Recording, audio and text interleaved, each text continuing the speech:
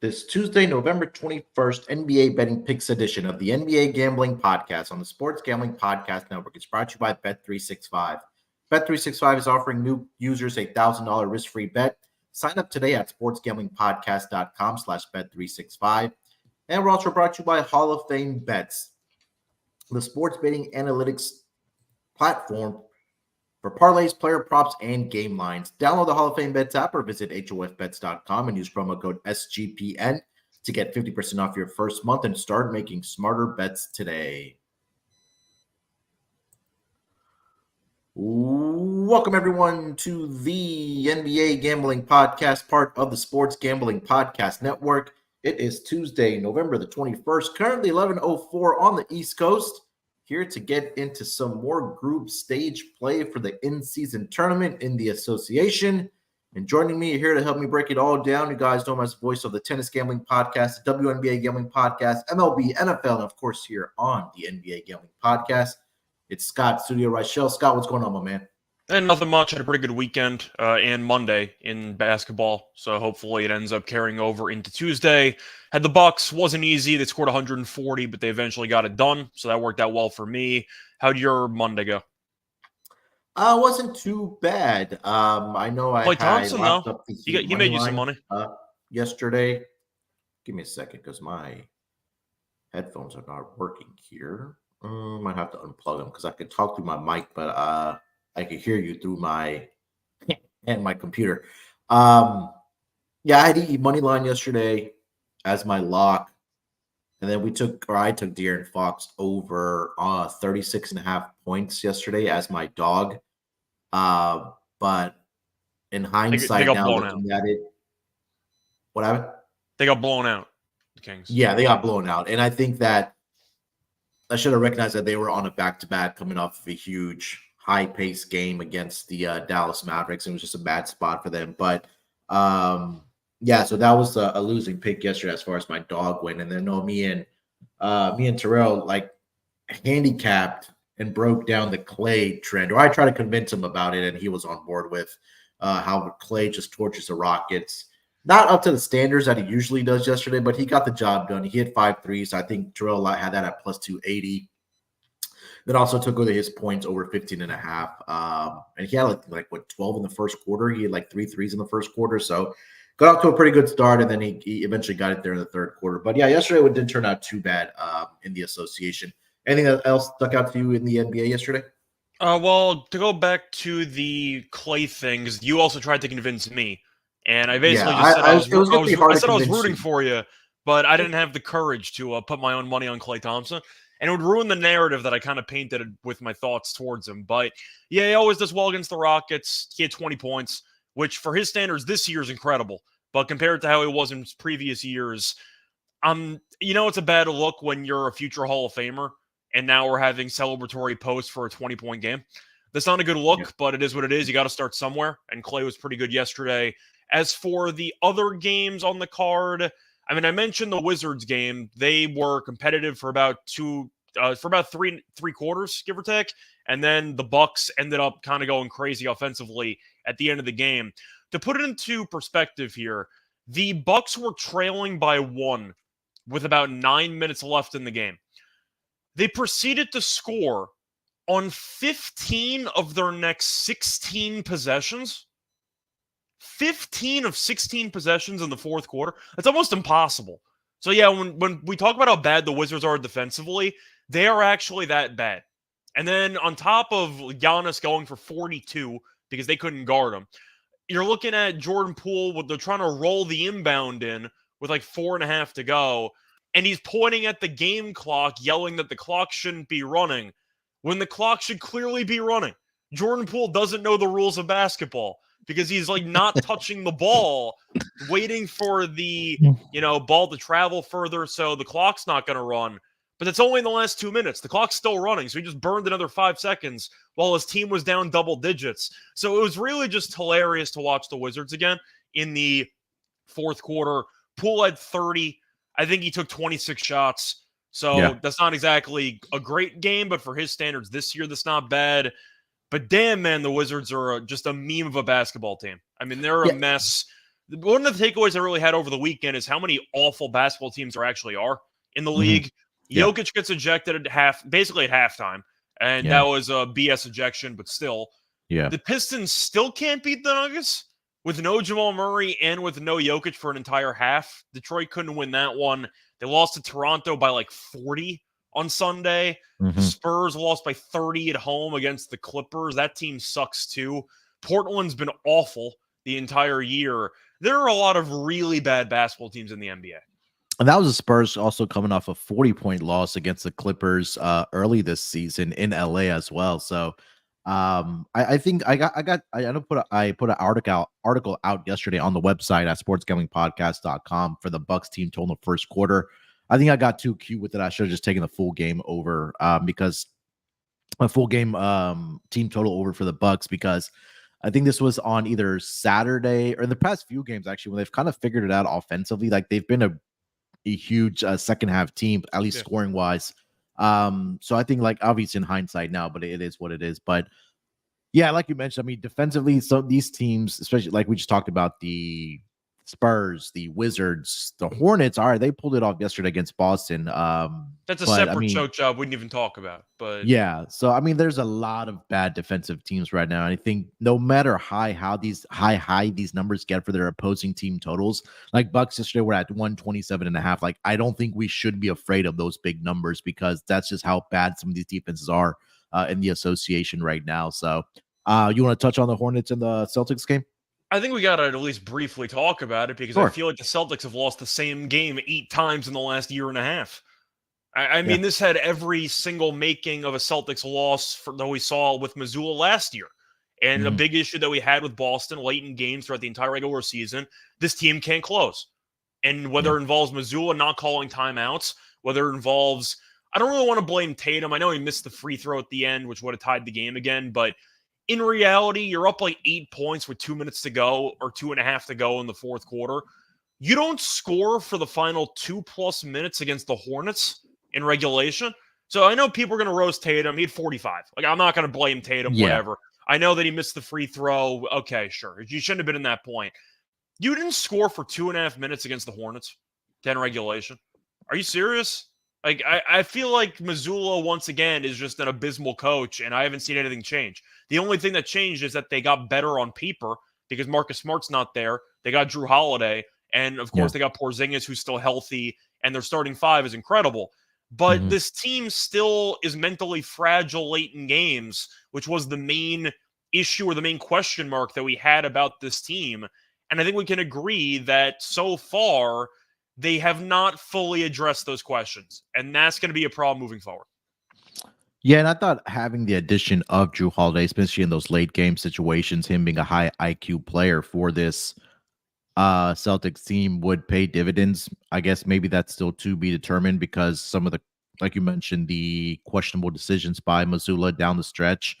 But I think, that's been a little, I guess I'm not surprised by it because we've seen it over the past several seasons from the Boston Celtics, but that's something that if they want to be serious Eastern Conference contenders, or at least get to the Eastern Conference Finals, let alone the NBA Finals, that's something that they're going to have to figure out quickly because those late game executions is sometimes the difference between winning and losing, especially in the postseason. So hopefully it's a lesson learned by Joe Mazzulla. It seems like thus far this season it hasn't been a lesson that he learned from last season. But yeah, we shall see what transpires, at least in late game situations for the Boston Celtics.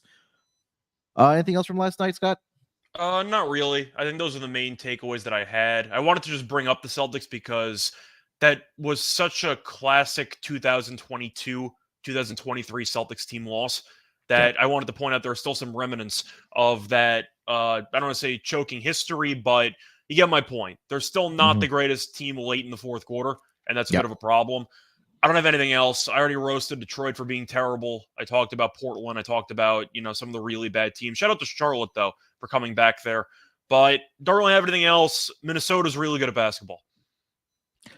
Yeah, I had the under in that game. Unfortunately, they scored a lot of points in that first half, and the second half kind of went as I expected there. But they're the one seed now, I think. Yeah, I think when me and Terrell did the sharp off at the beginning of the season, I mentioned Coach Chris Finch for Coach of the Year. So I think that if they end up as a number one seed, I think he will get serious considerations for Coach of the Year. If they finish top 3, I think. Yeah, I think so too. Especially what transferred last right season. now, I think it's between him and Nick Nurse. If I had to pick the leaders right now in the clubhouse. Yeah. I'm trying to think of who else would be there because the Rockets, Udoka had a shot early. I know it's still very early in the season. The Rockets have kind of struggled a bit lately. So I don't think he would win. Jason Kidd wouldn't win because Luka and Kyrie would get the credit anyway. So I think probably right now for Coach of the Year, if I had to do like a power ranking system, I'd have Finch 1. Actually, I think I'd probably have Nurse 1 and Finch 2 because of the Harden distraction, the fact that the Sixers look arguably better without Harden. But I think those are clearly the two guys that have so far separated themselves from the rest of the pack about, I don't know, 7th of the way through the season. Yeah. Right now, Ime Udoka and Chris Finch are the co-favorites for Coach of the Year at plus 650. 3 coaches are co-favorites. Mark Dagnall, Ime Udoka, and Chris Finch all at plus 650, followed by Joe Mazzulla 8-1, and the Nick Nurse, like you mentioned, at 10-1. I forgot about Dagnall, but I mean, he was the favorite going in. We both gave him out for the Coach of the Year award episode, but I would probably have Nurse in my top 2 if I had to do a power ranking. What Nurse has done with this team has been incredible. Yeah, 100%. All right, before we get into I think it's 5 games here tonight in the association, 6 games, I believe. But before we dive into it, let me tell everyone about. It's 5, by the way. 5 games, yeah. Bet365. We're brought to you by Bet365, and Bet365 is the world's favorite sports book, trusted by over 88 million players worldwide. Props, sides, totals, live betting. Bet365 has you covered. And if you like boost, you're going to love Bet365, like a 30% profit boost on your NFL same-game parlay. Plus, they even have an early payout offer if your team goes up by 17 points. Sign up today and choose from 2 bonus offers, either a $1,000 no-sweat bet or bet $5 and get 150 in bonus bets. Just head to sportsgamblingpodcast.com/bet365. Again, that's sportsgamblingpodcast.com/bet365, or use the sign-up link in our show bio. And stay tuned. We'll give you our lock and dog at the end of the episode, like we usually do from Bet365 for the slate here tonight. All right, Scott, let's get into these in-season tournament group play games here on this Tuesday schedule. We'll start here with the Toronto Raptors. They are in Orlando to take on the Magic. Currently on Bet365, the Orlando Magic are a slight home favorite here of 1.5. Total sitting at 216.5 in this game. Looking at the injury report for both of these teams. For the Toronto Raptors, Christian Koloko is out for this game, and Thaddeus Young is doubtful. For the Orlando Magic, Wendell Carter Jr. continues to be out. Markelle Fultz is out as well for this game. So 2 guys, and Jet Howard. Oh, sorry, he's on assignment anyways. He wasn't part of the roster. So Wendell Carter Jr. and Markelle Fultz are going to be out for the Orlando Magic. Minus 1.5 here for the Magic hosting the Raptors here. Scott, let's start with the side. What are you thinking? Yeah, I'll go with the Magic first half. I mean, I don't think I really need to expand on that. I feel like that's kind of a foregone conclusion at this point. Magic first half is the way to go. Toronto's a weird team for me because I feel like we acknowledge Toronto's not that great, but they can't sneak up on you if you're not careful because of how versatile their lineup actually is. And now you can argue that there was a kind of an issue with this team, though, because besides Pirtle, they really don't have any center depth at all, and they get out rebounded a decent amount. But they have talent, with Siakam and Barnes. Then they've been pretty good at times. But Orlando's a team that is also kind of in the same boat, where especially with the injury to Wendell Carter, they don't really have any size, and they've been trying to combat that anyway. Been okay for the most part, but I do think Orlando first half, until it just stops working, I'll keep taking the first half. Having said that, I also want to consider taking Toronto fourth quarter, because Orlando is one of the worst fourth quarter teams in the league. If you just watch them play, they blow so many leads late, which is why they're currently a one-loss team in the first half ATS, but their record's a lot worse than that because they're abysmal in the second half of games. So I'd probably look for Orlando in the first half and then consider Toronto maybe live line if they're trailing at half, maybe consider them fourth quarter only. But I'm going to keep riding the Orlando trends. Good early, bad late, probably meet somewhere in the middle. So I think Orlando's probably going to cover if I had to guess, but I do want to follow the same script that Orlando's been following for basically every game this entire season. Yeah, if you want to dig a little deeper about this Orlando Magic first half, especially in that second quarter, man, they've just been so damn good. I'm trying to pull up the net rating numbers for them in that second quarter here. Give me a second. I have it right here. So for the Orlando Magic in the second quarter in particular, they have a net rating of 20 plus 27.2.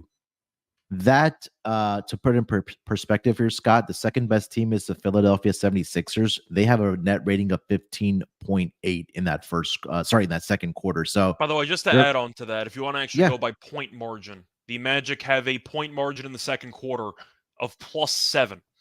Yeah. Philly second at +4.2. Yeah. So they're not even close. Yeah.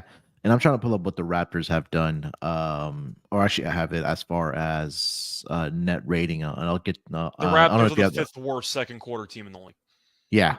Let me go back to net rating here. So Raptors are the fifth worst at -13 as far as net rating goes. So I think you could play it either way. I've seen times where the opposing teams have gotten out to a lead in the first quarter against the Magic, or they've kind of kept it close. And then I think that second quarter is where the Orlando Magic really take off and really get that first half lead. So if you want to also take the second quarter for the Magic, I don't hate that. But right now on Bet365, the first half line for the Orlando Magic is minus a half. So they just have to be up by a point at the half for you to win this bet.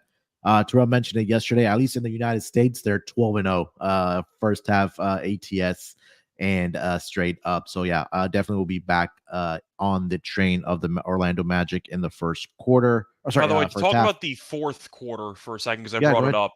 Orlando is second to last in average fourth quarter point margin. So they are abysmal in the fourth quarter. Yeah. Toronto's actually good. Toronto's seventh. So if you wanted to once again go for some type of Orlando early, Toronto late strategy, the point margins for quarters and for halves definitely prove what we're saying. Orlando's really good early and really bad late in games. And Toronto's the opposite. You see a first half full game kind of ordeal for Magic and then Raptors? Once again, I'm still leaning to Orlando to win the game. I think they'll be able to win it at home. But I do think it's a good spot to consider if you want to go for some extra value. I know that prop's usually at like 5-1, but let me just quickly check because the point spread's not big. So it's not going to be an insane price. But I do think if you think Toronto's going to win, halftime, full-time is probably the way to go with Orlando leading at half because that follows the same script that we're talking about. I do see on Bet365 Toronto, and this is a three-way line. Kind of similar with that in soccer. Toronto -1 in the fourth quarter is +105. Okay. By the way, it is exactly 5-1 for Toronto halftime and Orlando full time. No, sorry, that's the opposite. I wanted Orlando. Yeah, it's the same thing. It's 5-1. Yeah. Okay. Total 216.5. It's one of those games where I'm really not sure because Orlando can't really shoot. But is Toronto a great shooting team? Not really. I'm not going to overreact to them burying Detroit and scoring 142 points because Detroit's abysmal. Yeah. I think I'm going to I really don't have much in this game, to be honest. So let me see if this trend convinces you. The total has gone under in 13 of the last 14 games Toronto has played on the road against Orlando. Sure. We'll back that trend. I got nothing else, so I'll just let you convince me. All right. And then also the total this season is the total has gone under in 5 of Orlando's last 6 home games this season as well. So want to see what they're at as pace before we get to player props here, because I think that might just be a little bit more telling. Again, Orlando has been one of the better defensive teams this season. I think they're they're top 3 in those categories. So as far as pace, Orlando is number 15 and Toronto is number 22. So definitely on the slower side of things. All right, Scott, player props. Yeah, for this one, I'm trying to think of which main player in Orlando I want to go to, because I actually think that Toronto can match up with Banchero decently, with Barnes and with Siakam. Yep. I might sound pretty obscure. I actually like Cole Anthony today. I know Terrell's going to be shocked when he hears that, because I'm not the biggest Cole Anthony guy, but I think he's in line for a good matchup. We've been talking a lot about Orlando's bench and how the guards have a decent amount of depth, and Toronto really doesn't have that. And I do think that Cole Anthony might be in line for a pretty solid game today. He's been playing some good basketball lately, so I'll give him props for that. Cole Anthony points, I think, is pretty appealing to me. So if you can find props on Anthony, I don't mind that. I know that Anthony is also not afraid of shooting, so that's also one of the reasons why I don't exactly like him. But the point is, I think he has a decent matchup in this one. I'll lean to Cole Anthony over. I'm trying to think of any other props. If you want a sneaky prop, I actually don't mind Jalen Suggs over 17.5 points, rebounds, and assists. He's gone over in 7 of the last 10, gone over in 3 of the last 5. He's done well against Toronto in the past, and 17.5 does feel a little bit short for a guy who has a lot of energy. He's involved in basically a lot of the little things that Orlando does. I don't mind Jalen Suggs points, rebounds, and assists over 17.5. What's his points prop you said? For Cole Anthony or for Suggs?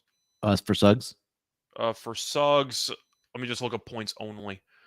Sorry, waiting for. Only reason I say that is that's 3 head-to-head matchups against the Raptors. He has 21 points, 15 points, and 24 points. It's at 11.5. Okay, so yeah, he's gone over this number in all 3 matchups this season, in his career against the Toronto Raptors. So, yeah, I think that's a good look there for Jalen Suggs. I didn't really have any other props that I did like in the game. Maybe if you look at Bataze, the starting center for the Orlando Magic, in place of Wendell Carter Jr. Yeah, his rebounds are at 6.5, but they're a little bit juiced at -125. But I mean, we know about opposing centers against the Raptors over the past several seasons, even with Jakob Poeltl there. The other opposing centers are still having success. So if you want to look at that, but yeah, I do like the Jalen Suggs prop that you brought up. All right, anything else for this game? No, not really. All right. Before we get over to the next game on the schedule, let me tell everyone about Underdog Fantasy. It's that time of year where we have the NFL going on, NBA, NHL, college football, and college basketball. And Underdog has a way to play alongside your favorite your favorite fantasy players all season long. Simply pick higher or lower on your favorite players' fantasy stats and cash in. And I think both Scott and I agree that we do like the higher on Jalen Suggs here tonight for the Orlando Magic. So watch along, make your picks, and maybe make a little cash over on Underdog's mobile app or website, underdogfantasy.com. And when you sign up with promo code SGPN, Underdog will double your first deposit up to $100. Again, that's underdogfantasy.com, promo code SGPN.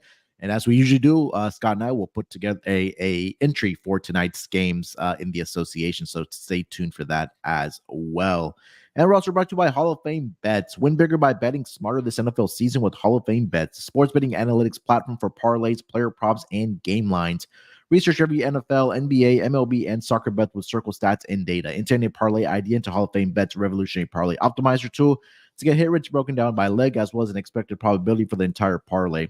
So are all players by hit rate for any bet to learn which players are hot and which picks have value. Stop betting in the dark and join over 30,000 users researching with Hall of Fame Bets to craft more intelligent, data-driven parlays. Download the Hall of Fame Bets app or visit HOFBets.com and use promo code SGPN to get 50% off your first month today. Start researching, start winning with Hall of Fame Bets. All right, Scott, let's get over to the next game on the schedule here. We'll go over to the Cleveland Cavaliers. They are in Philly here tonight to take on the Sixers. Sixers currently sitting as a 7.5 point home favorite here, total of 220.5 in this game. Looking at the injury report for both of these teams, for the Cleveland Cavaliers, Donovan Mitchell is going to be out for this game. He's dealing with a right hamstring strain.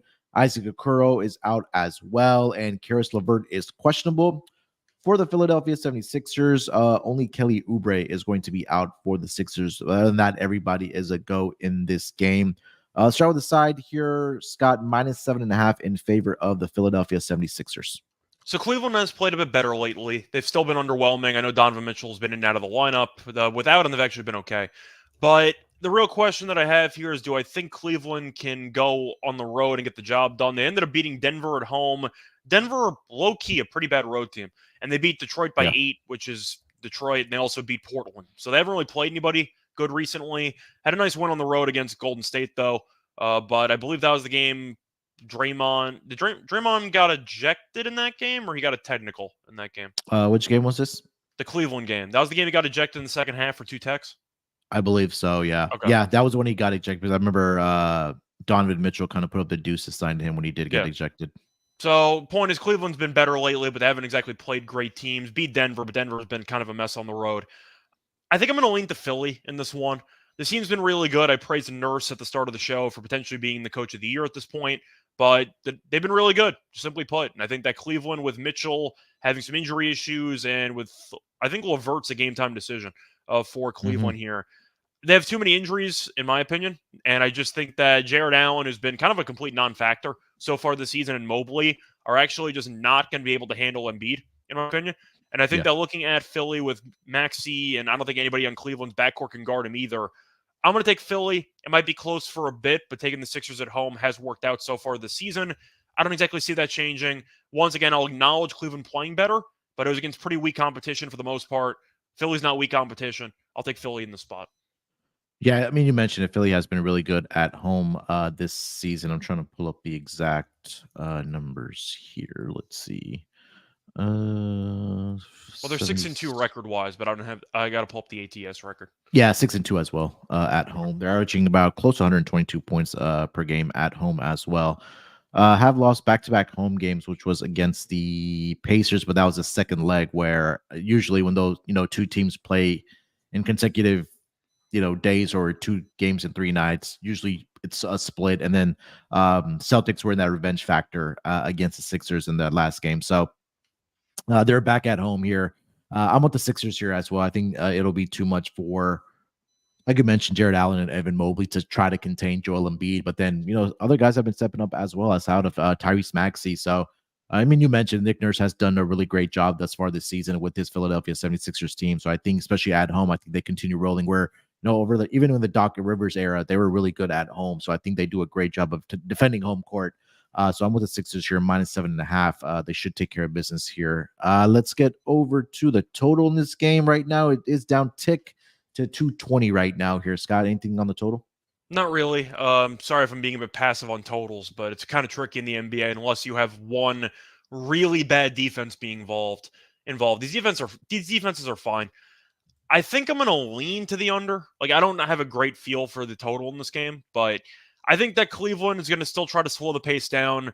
They're going to try to offer some resistance to Embiid. I don't think it's going to work, but at least they have some decent front court defense in general with those 2 guys that they have. So I'm going to lean to the under. I don't feel great about it. It's mostly based on Mitchell not playing. So I'll lean to the under, but I'm not going to bet it. Yeah, I didn't have anything for the total in this game. Lean with the over, but again, I'm not going to be betting it. I wasn't able to find anything, especially I don't know how this team will react, or be without Donovan Mitchell in this game. So yeah, I'm not putting any money on the total in this game here. Let's get over to player props here. Scott, why don't you give your player props here, and I'm going to plug in my charger because my computer may die here in a second. Yeah, so my main prop for this one, I think, is going to be Jared Allen unders. I'm going to fade him with points and rebounds. He's been really bad so far this season, stats-wise. I'm sure people have realized it, but I'm going to read off some numbers here. So his points, rebounds numbers at 22.5. It's at -115. He's gone under in 10 straight games. 10. So if you want to go back to the start, or for all the games he played this season, because he missed some of the start of the season, he's played 8 games this year. He's gone under 22 in all the games, and now it's at 22.5. Allen is not a main focal point for this offense, and I do think that whether you're looking at a spot where Embiid maybe gets into foul trouble, maybe the fact that Jared Allen isn't exactly great at creating his own shot anyway. The point is, Allen, I think, has a bad matchup here because he's been objectively not great stats-wise this season. I'll go with Jared Allen under 22.5 points and rebounds at -115.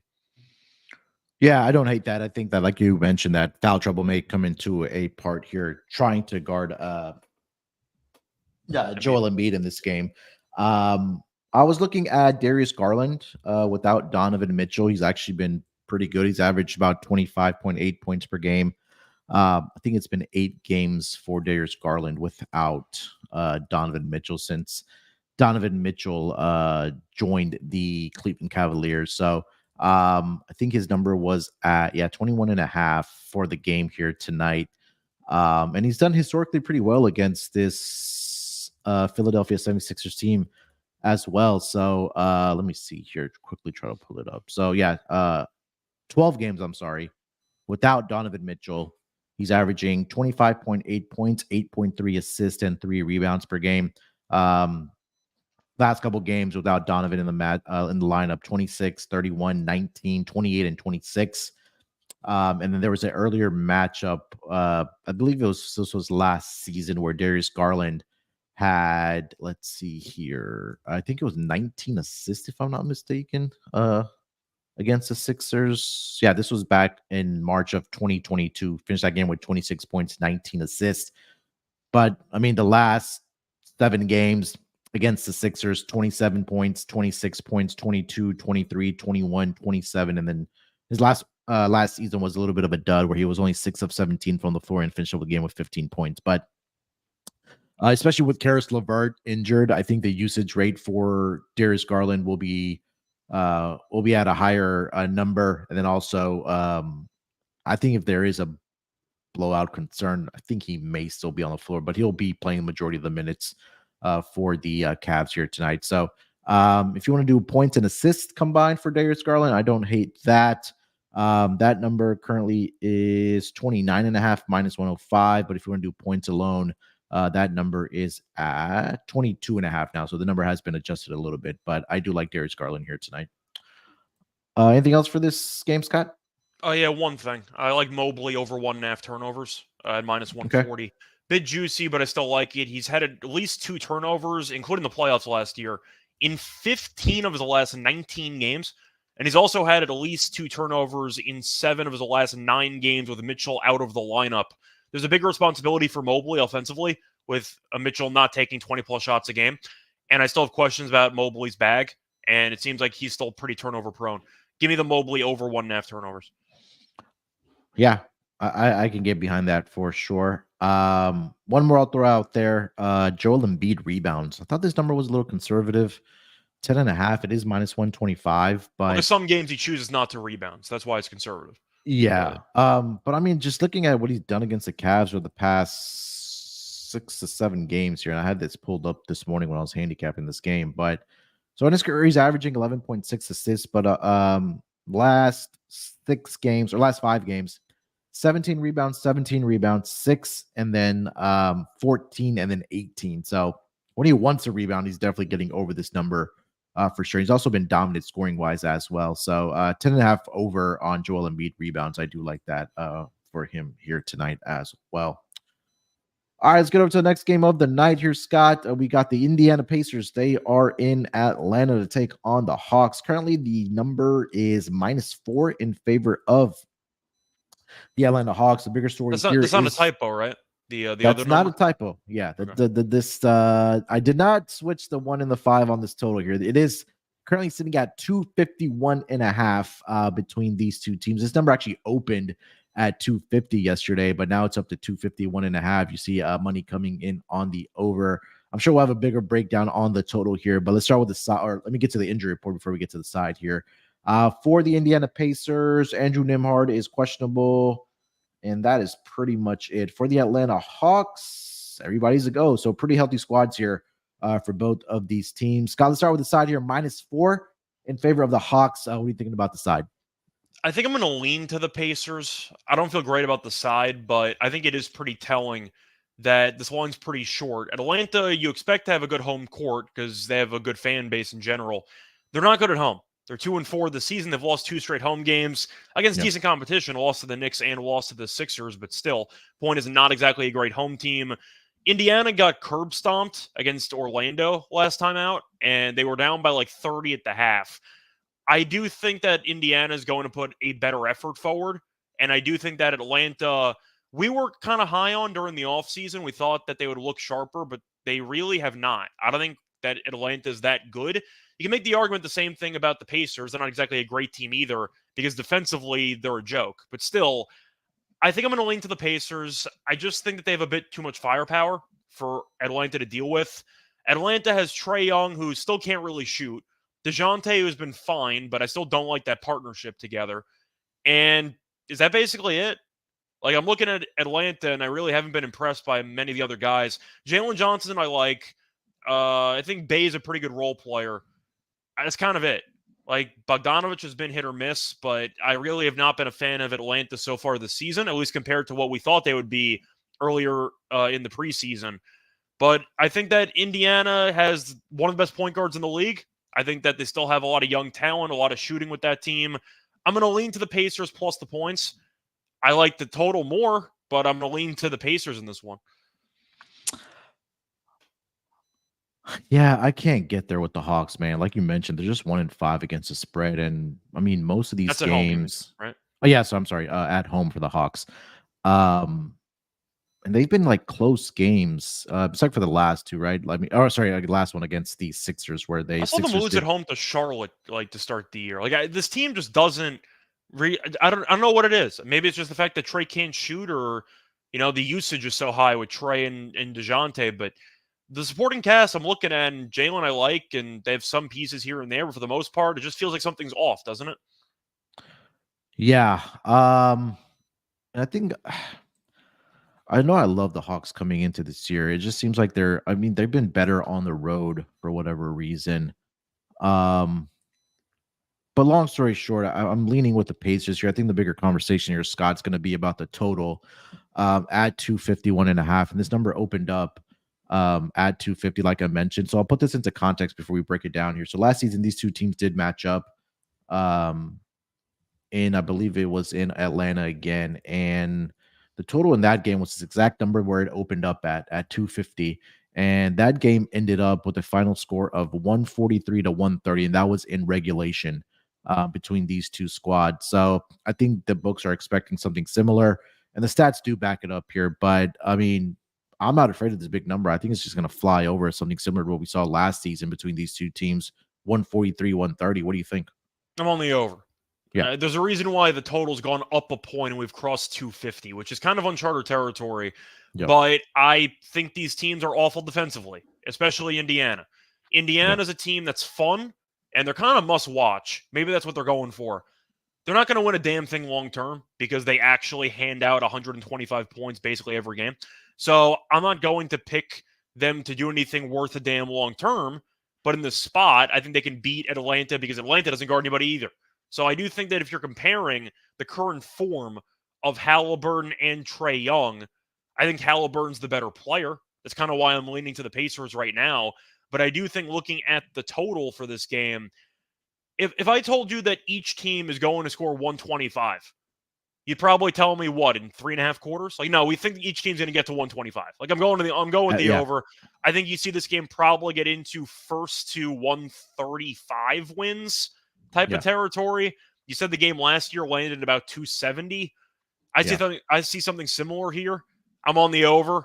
The only concern is that Atlanta's been off to some slow starts in the first quarter of games. So you may be able to get a better line live in the first quarter. But I do think eventually you're going to see at least one of these quarters have 70 points. Maybe two of these quarters have 70 points. So I'm on the over. And this game turns into a track meet. Yeah, I'm right there with you. I love the over in this game. Looking at the first half total, that's sitting at 125 right now, if I'm not mistaken. 125.5 is a number in the first half. So at least one of these teams is probably scoring 70 in the first half. Yeah, and don't be surprised if both of these teams score 70 in the first half. Something similar to what we saw. I know it's Mexico City, but it was Orlando and Atlanta, where it was like 73-69 in the first half between those two teams. And I mean, like you mentioned, both these teams are not very good defensively. Defensive rating, the Pacers are the 5th worst, but that's right down there with the Jazz, the Wizards, the Spurs, the Hornets, Atlanta, not too far behind the Indiana Pacers. And I think the one thing that really sticks out to me is pace, right? You mentioned it that both these teams play at a very fast pace. Indiana number 1 in pace, Atlanta number 3 in pace. Also, the over is 5-1 in home games this season for the Atlanta Hawks. I know we talked about how bad they have been ATS wise at home thus far this season, but the over is 5-1. And I'm trying to go back a couple seasons here and see the total in Hawks games at home, because I feel like that's a trend that we have seen. So since the 2021 season, 53-41 towards the over. That's around 56%. I'm going to do that to the last 2 seasons. It gets even better, 30-20 to the over at 60% over the last 2 seasons for the Atlanta Hawks. So over in this game for sure. Player props here, Scott.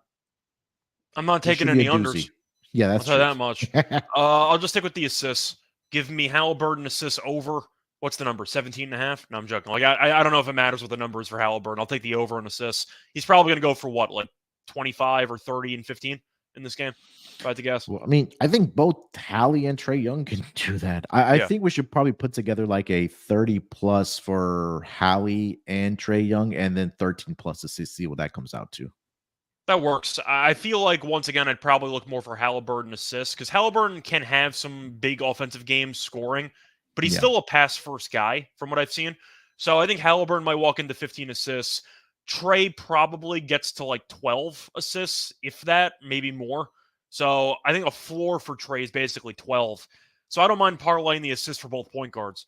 If we're expecting each team to score about 120, 125 or more, I'm taking the assists for the point guards. So I pulled up the box score from last year, and I know it's hindsight, but before I told you last season that Trae Young only got up 11 shots, and that may have been a game he left with an injury because he only played 21 minutes. I think he got ejected. Okay, yeah. DeJounte Murray finished that game with 20 points and 12 assists, and then Halliburton in that game had 19 points and 13 assists in that game. So, I mean, I would not be opposed to putting like 13 plus assists for either DeJounte or, I mean, maybe DeJounte and Halliburton, or Trae Young and Halliburton. Which one would you think? Once again, I just think that Atlanta's most of its offense is going to rely on Trae and DeJounte based on usage. So I don't mind, even if you want to do one big parlay and take overs on a bunch of players, you throw in DeJounte and Trae, because they're going to have to carry the entire team basically. It's funny because right now I see Hallie's assist 11.5, but it's juiced to minus 165. Yeah, I think he has a legitimate shot of 15 assists tonight. Yeah, I think so too. I think you get to I mean, I'm really surprised if he has 20 assists here tonight, does Halliburton.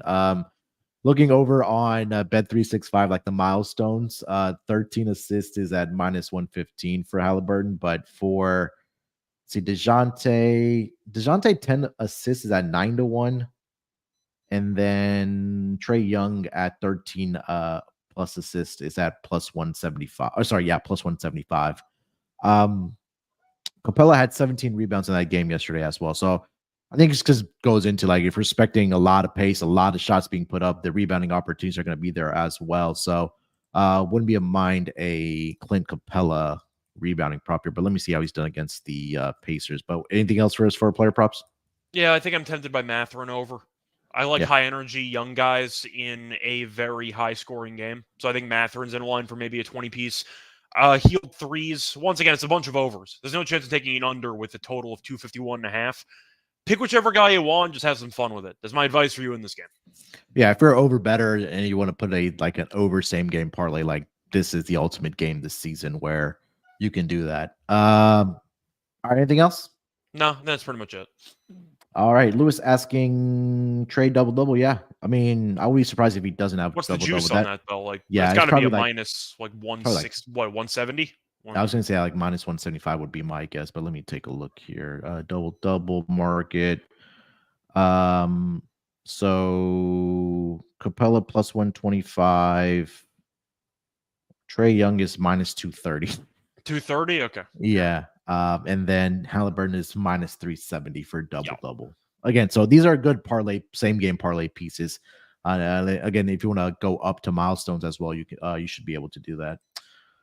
All right, Scott, let's get over to the next game. 2 games left on the board here. We'll go over to the Portland Trailblazers. They are visiting the Phoenix Suns. DeAndre Ayton returning to Phoenix for the first time since the trade. Right now, the Suns are sitting as a 13-point favorite in this game with a total of 224. That number has come down a tick here. Looking at the injury report for both of these teams. Start here with the Portland Trailblazers. For the Blazers, where are they? Malcolm Brogdon is questionable here tonight. Scoot Henderson, we know, is out. Moses Brown is questionable. He is on G League assignment. And that is pretty much it for the Blazers. For the Suns, we know Bradley Beal is going to be out. Watanabe is out here tonight as well. So one of their shooters is going to be a left quad contusion for Watanabe here. So Beal and Watanabe for the Suns. Suns 13-point favorites here, Scott, against the Portland Trailblazers. What are you thinking? I think that the Suns can't guard anybody, so the line looks ridiculous. But Portland's awful. They're really, really bad. So I understand why the line is so big. We saw what Phoenix did offensively with Booker and Durant in those 2 games against Utah. 2 crazy games. A lot of fun, a lot of points, but Phoenix got the win in both those. Durant had basically back-to-back 40 pieces, basically. I mean, he was fantastic.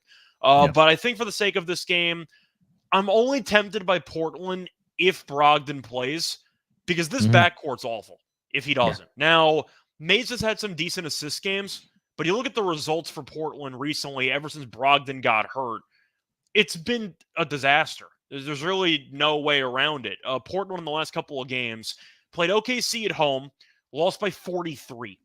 Played the Lakers at home, lost by 12. Played the Cavs. I believe Mitchell did not play in that game, I don't think. And they lost by, or he might have. They lost by 14. Played Utah on the road, lost by 16. So they've been getting curb stomped in basically every game they've played for the last week and change. They've lost 7 straight. The team's abysmal. You're looking at Phoenix. They had 2 competitive games on the road against Utah, which they won. Beat Minnesota at home. Scored 133 points. I know Minnesota's on a back-to-back. Still an impressive showing with 133. I'm going to lean to the over. I think I'm going to lean to Phoenix. I hate it, but people expect Ayton to have a revenge game here. I think he's going to no-show the game. I think Ayton's going to do nothing the entire game. So I'm going to go with the Suns. I think they kill this team. It's a good spot to drop 130 and just dare Portland to do anything against you, and I don't think they can. So I'm going to lean to the over, and I'm going to lean to the Suns minus the 13. I think the only Ayton prop I would look at as far, I don't know, like quote unquote revenge would probably just be like his rebounds to go over. In this game, I think that Ayton has done a pretty good job rebounding the basketball this season for the Portland Trailblazers, but I just don't think that he has that it factor of wanting to stick it to his former team. I mean, maybe we're wrong here, but I think at least rebounding wise. What do you think is more likely, though, based on Ayton's career? Do you think he's the type of guy who's going to put together an FU performance, or is he more of a guy who you're going to notice has like 10 and 8 midway through the fourth quarter? Because he just looks like he's not even on the court. Probably B. Yeah. And that's what I meant, right? Like he doesn't have that that it factor, that killer instinct, like you want to stick it to your previous team. But I don't hate his rebounds. I know we'll talk about player props here in a second, but I think the one look I would have, if you want to back the Phoenix Suns, kind of get in and get out with your money, is probably that first quarter for the Phoenix Suns, because you have at least one of Kevin Durant or Devin Booker on the floor for that entire first quarter. I know there's sometimes a stretch where both of them are on the floor, and Frank Vogel is trying to see if he can get somebody else to step up in that span, but it just hasn't happened right now so the Phoenix Suns, just went to context, in the last 5 games in the first quarter, they have a net rating of plus 13.5. That's 7th best in the league. And the Portland in that first quarter are 3rd worst, minus 27.2 over the last 5 games in the association. That's just behind the Wizards, minus 28.6, and the Chicago Bulls, minus 35.3. So, by the way, for season-long numbers in the first quarter, the Suns are the 6th best first quarter team in the league in point differential. The Trailblazers are second to last. Only the Lakers are worse. So, yeah. So I would look at Suns in the first quarter, team total to go over in the first quarter. I mean, we know what Devin Booker is capable of doing, especially in that first quarter. I mean, you blink an eye at the end of the first quarter, he has double-digit points and like 4 assists already. Suns 5-1 to the over at home so far this season as well. So I think this might be a spot where I might look at Suns first quarter team total, first half team total, full game team total. I'm just not a believer in this Portland Trail Blazers defense, especially if, like we mentioned, like the Suns haven't been very good defensively either. So this might be a game where it still might be within a 10-point game and you still need Devin Booker and Kevin Durant out there and they're still just going to keep scoring. But I think they do put up points in this game here. Player prop, Scott, what are we looking at? Well, for the Suns, you can kind of pick if you think Durant or Booker have the big game. I don't mind Booker assists. He's been pretty solid facilitating lately, and Durant's been a flamethrower.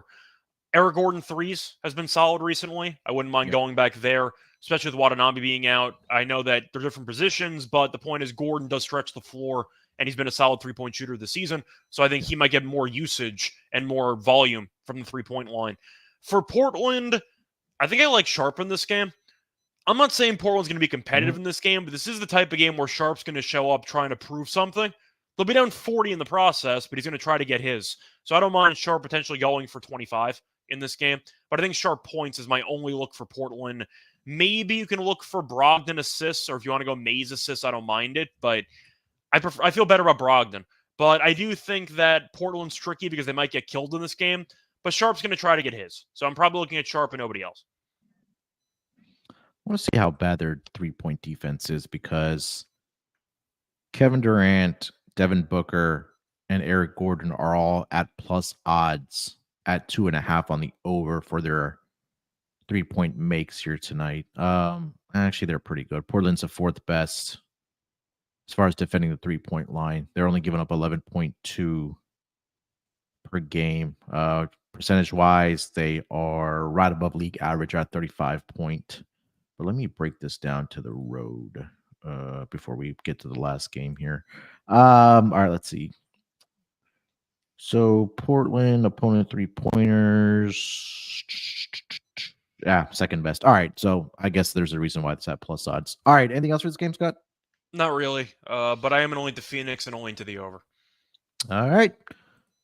Last game on the board, we got the Utah Jazz. They are in LA to take on the Lakers. Currently, the Lakers are a 7.5-point favorite. Total sitting at 237.5. Now, let me adjust this banner. So a little bit of money coming in on the over in this game. Looking at the injury report for both of these teams. Utah Jazz injury report. Only Walker Kessler, he's dealing with that elbow sprain still, so he's going to continue to be out. For the LA Lakers, Jared Vanderbilt continues to be out. Gabe Vincent continues to be out as well. LeBron is questionable tonight, and Anthony Davis is probable in this game. Just to be clear, by the way, the winner of this game wins the group, right? That is a fantastic question. Let me look I think at the winner of this game wins the group, if I'm not mistaken. Okay. I'll look it up. When you want to give your handicap for the side? Yeah. Well, sorry to interrupt, but I want to mention once again these are tournament games. I'm pretty sure the Jazz and the Lakers. Well, I'm trying to remember the Jazz game against the Suns on Friday. Was that was a tournament game? So I'm trying to Friday. Yeah, Tuesdays and Fridays are the tournament games days. So, Lakers are 3-0 in the Group A. Jazz are 2-1. Right now, the Lakers have a plus 14 point differential, and the Jazz have a plus 6.3 point differential. Okay, but I don't know if does head-to-head separate as an immediate tiebreaker, or it just goes by point differential. I think it would probably be head-to-head first, and then point differential. But let me. I'm assuming that's the case, so we might be wrong, but there are some tournament group winning implications here in some capacity. Yeah. So both teams should care. This might be the only thing Utah wins all season, so you can argue they might be extra motivated for this one. But the Lakers are a very good home team, 6-1 straight up at home. Utah has not been good on the road. They are 1-5. They've been better lately in general. Beat Memphis, beat Portland, 2 bad teams, but ended up having 2 wars against Phoenix, which they lost. Good games, though. They definitely scored some points, and I do think they can do that against the Lakers. 7.5 is a lot of points. That's a lot of points. I think I'm going to lean to Utah in this one. I know the Lakers, once again, are a solid home team winning-wise, but a lot of their games are close, and a lot of their games come down to the final minutes because offensively they're not very good. And I do think that Utah, without Kessler, might get killed by Anthony Davis. That's kind of the problem with this matchup. But I do think they can score. I'm going to lean Utah here. I think they'll be able to hang in there. I'm kind of threading the needle because I'm not picking the Jazz to win, but I think this game's close.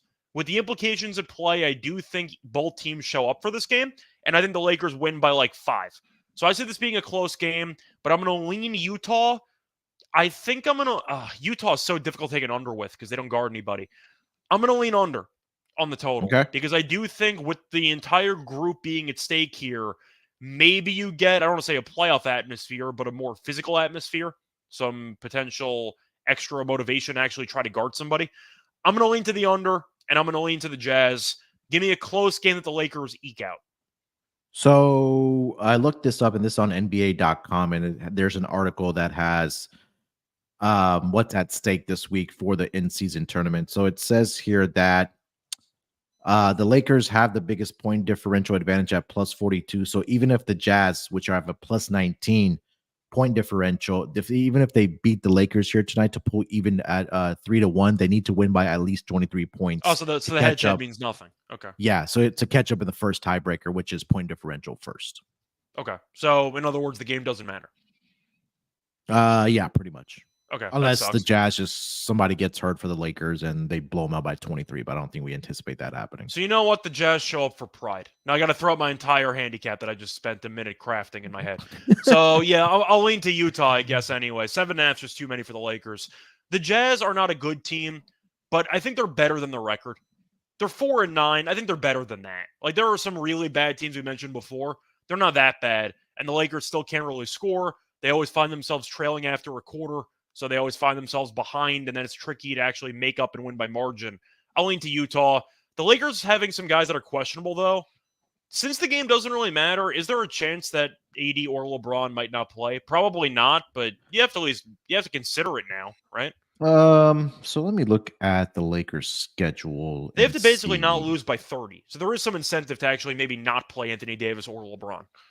Yeah, and maybe there's a case where they want to try to come out and take care of business early, but I think that the Jazz, I've watched a lot of Jazz games this season. Like they don't quit. Like I think we saw that against Phoenix, but I know Phoenix is a very different defensive team, but so this is a front end of a back-to-back for the Lakers. They go to Dallas tomorrow. Oh, sorry, they welcome Dallas tomorrow. Luka comes to town. I mean, that is a look-ahead spot since they basically won the group already. So you can make an argument it's a decent spot for Utah to sneak up on them. Yeah, and then for Utah, I mean, I even if they have a look-ahead spot, I don't think it's going to matter because everybody gets up to play in LA. Yeah, I'll lean with the Jazz here. Give me the points here, plus 7.5. Lean towards the over as well. Again, I feel like if the Jazz are in this game, it's a higher scoring game because I don't think they'll be able to slow down the Lakers defensively. Let me see if I can pull up their defensive rating here for the Jazz because I know they were giving up everything and anything to. I'm going to save you the time. It's bad. Yeah, it's a bad defensive team. Yeah, fourth worst. So I mean, we talked about it with the Pacers down there, the Wizards, Spurs, and Hornets. Jazz are right there in that. So I'll lean towards the over in this game. Money has come in on the over. It went from 236.5 to 237.5. All right, player props in this game, Scott. What are we looking at? Well, I feel like if I was going to pick anybody on Utah, it would probably end up being Markkanen because he's kind of that tweener guy that the Lakers don't exactly have somebody to guard. I thought about Clarkson because the volume's going to be there. I am not picking the Talen Horton-Tucker revenge game, so I'm not even going to make that case. So I'm not going to bother. For the Lakers, oh God, Clarkson. I watched him in those overtimes against the Suns. It was not pretty. But I do think if I was looking for anybody on the Lakers, I actually don't mind an AD nuclear game. It's a slippery slope because he picks and chooses when he shows up, but the Jazz really have nobody to stop him. And with Kessler being injured, they actually have no one that can guard him. I think AD might go for 30 tonight. I think he's in line for a good game. I don't mind LeBron triple-double if you want to go for something a bit crazy. I can see him having a massive stat line. Yeah, Anthony Davis. I was looking at his rebounds. It's at 12.5 at even money. 2 games last season in April. 14 rebounds and 13 rebounds. I want to see how LeBron has done against the Jazz recently. Let's do this from since 2021.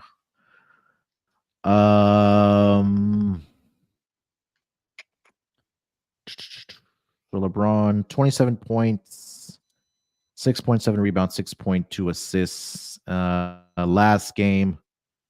Oh, sorry, he did play in those 2 games against the Jazz in April last year. He had 37 points and 36 points. Again, I think it also goes back to like what you mentioned for AD. Like, I don't think they have anybody to really slow down LeBron either. Yeah, that's definitely true. So yeah, if you want to just pick the Lakers, I don't mind backing the superstars. Yeah. All right. Anything else for this game? No, not really. All right, that's going to do it for the schedule here tonight, a 5-game schedule in the association. Let's get over to our lock and dog here, Scott, and then we'll do our underdog fantasy entries. What do you got for your lock and dog? All right, for the lock, I was torn between either Magic first half or the Suns first quarter. I feel like you might take one of them, so I think I'm just going to go with the Suns first quarter. I think they're going to kill Portland in this game. Phoenix is not a good defensive team, but Portland sucks. They're one of the worst teams in the entire league. Not entirely their fault because they're injured. But Phoenix first quarter is -4.5. I think they just come out and wax this team by like potentially double digits in the first quarter. You mentioned how KD or Booker's going to play every minute of the first 12. That's good enough for me. Phoenix is at home. Portland's been lost by 40 last game at home to OKC. This team's a laughingstock. This type of Portland roster is the team you'd see in the back half of the season for teams tanking for Wemby. This is what we saw last year, except we're about a month into the season. Give me the Suns first quarter, -4.5. I think they just come out and absolutely bury this Portland team early on. So that's going to be my lock. For my dog, what do I want to go for my dog here? I'm trying to think if I actually liked any dogs for today. You know what? I'll go with the Pacers money line in this game. I think it's going to be a high-scoring game, not much separating these teams, but I do think that the Pacers have looked like the better team up to this point. Give me the Pacers at like +150. All right, I like that. All right, for my lock, I'll be the Take the Magic first half. Just do it. Yeah, I mean, I think that's an automatic play, like everybody knows, but I mean, I just feel like this game is going to get see under 270 points again. I'm just going to go with the over in the Pacers and the Hawks game. I mean, look, it's up to 252 now in most spots. I bet 365 is at 252 now as well. This opened up at 250, so it's telling you, again, with these two teams, not very good defensively. They're top 3 in pace. We saw last season 143, 130 in regulation. That was without overtime. Defense is going to be a very optional. It's going to be very optional in this game, and don't be surprised if this game is at 125 with about 6 minutes left in the fourth quarter, and you're not having to sweat it. So, I'll be the bold square guy here. Just take the over. I don't know if it's bold or not, but over 252.5. Sorry, 252 for my lock between the Pacers and the Hawks. For my dog, it might just have to be some type of like a player prop parlay because I don't like any dogs here tonight. I thought about being different, by the way, and taking an alt over in that Pacers game at like 260 as my dog, but I decided not to. But I wonder what like those numbers are. Let's see, just for fun. So if you want to go 260, you could get that at +170. I thought about it, but decided not to. 263 is +220. All right, so let me put together. I think there's a couple of rebound props I like here for tonight, so I'll put that together. So, let's go with number 1, Joel Embiid over 10.5 rebounds, and then let's go with what was the other one I like? Anthony Davis over 12.5 rebounds. Those two guys +248. Okay. Joel Embiid over 10.5 rebounds and Anthony Davis over 12.5 rebounds. That gets you to +248. And then if you want to really have another one of the assists, either for, I'll just throw in Hallie just because he's going to get 13 a minimum here tonight. Yeah, I was actually thinking about pivoting off of my dog from Pacers money line because I am kind of tempted by Halliburton 14 plus assists at plus 185. Oh yeah, I think I'll do that instead. Okay. No offense to the Pacers, but I feel better about them just scoring points and not having to worry about them stopping anybody anytime soon. So I'm going to take back the Pacers money line. My new lock and dog, lock's going to be Suns first quarter minus 4.5. Dog's going to be Halliburton 14 plus assists at plus 185. There we go. I think 13 is what I mentioned last year. But again, the usage rate is just completely different right now for Tyrese Halliburton. All right, let's do our Underdog Fantasy entry here for tonight in the association. Again, make sure you go over to UnderdogFantasy.com. Use our promo code SGPN if you are a new user. If you haven't already signed up, I don't know what you're waiting for. But if you do sign up and use a promo code SGPN, you will get a 100% deposit bonus of up to $100. So again, if you put in $50, they'll give you $50 all the way up to 100, obviously, 100% deposit bonus courtesy of Underdog Fantasy, but make sure you use that promo code SGPN. All right, Scott. Let's see. So I guess we start with throwing Halliburton in there first. I want to see what the number is out of curiosity. 12 assists. Sure. We'll go higher then. Okay. And 12 what else do you like? So yeah, I like LeBron higher on points. I think it's at 24.5. Okay. That feels all right, we'll go with that. Utah. Yeah. All right. What else? Just let me know if they have LeBron at 24.5. Yeah, it's at 24.5. Okay, cool. So I'll take the higher on that. And then we need one more. Out of curiosity, what are Durant's assists at? Kevin Durant assist is 5. Is it 4.5 or 5? 5. Damn it. Okay, I was hoping it was at 4.5. You have a play you want to talk about? But I feel like there's a blowout factor with Devin Booker's assist at 7.5. You know what? What about Garland? 22.5 points, especially with Donovan Mitchell not there and Karis LeVert questionable. There's also a blowout potential in that game too, though. That's kind of the problem. You know what? You want to just go back to something with that Hawks game? You want to take Trey assists with Halliburton assists, and we'll just go for chaos? 11 assists is a number. You have any thoughts on Trey? That? I mean, I think he could. I think he got ejected that last game. He was already at 5 assists in 20 minutes.